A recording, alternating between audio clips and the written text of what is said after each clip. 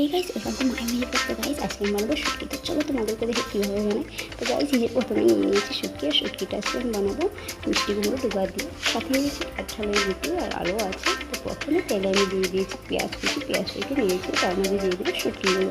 তো শুটকিগুলো দেওয়ার পরে একটু ভালো করে নিয়ে দিই।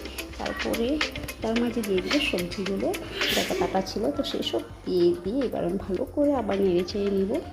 এবার দিয়ে দেবো স্বাদ মতো নুন আর হলুদ গুঁড়ো, একটু দিয়ে ভালো করে আবার একটু নেড়ে চেড়ে ঢাকা দিয়ে দেবো।